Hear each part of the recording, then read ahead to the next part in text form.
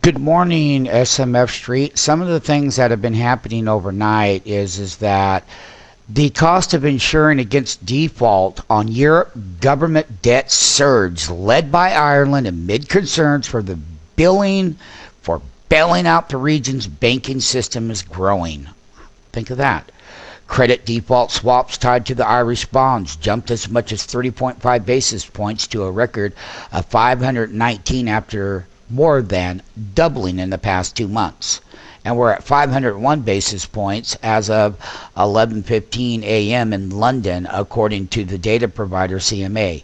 The Matrix iTrack Sovx Western Europe Index of default swaps on 15 governments rose 3.5 basis points to 163.5.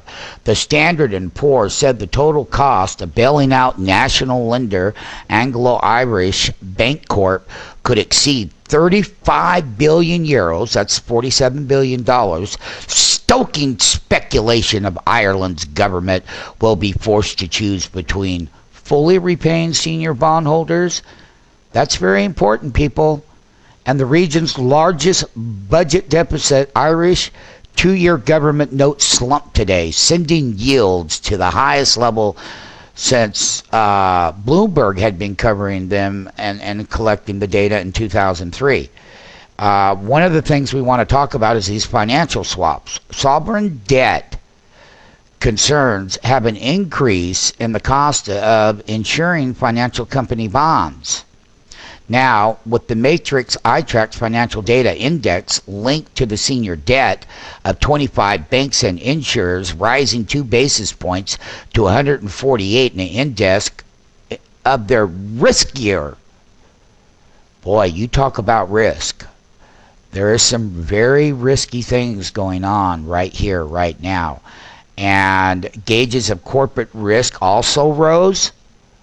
The crossover index of credit default swaps on 50 mostly junk-rated European companies climbed 10.3 basis points to 526.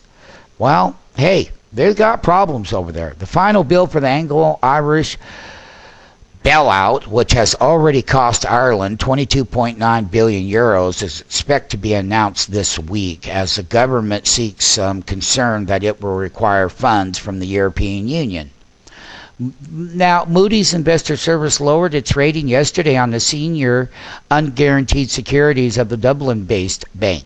Credit default swaps pay the buyer face value in exchange for the underlying securities or cash equivalent should a borrower fail to adhere to its debt agreements, and an increase signals a deterioration in investors' perception of credit quality.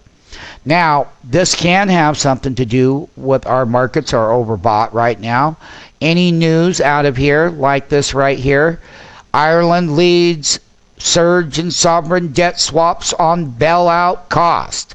Well, my friends, what we have to say about that is one thing. We went through this back in the earlier part of the year. We had a big market sell-off due to it. We'll be watching it carefully.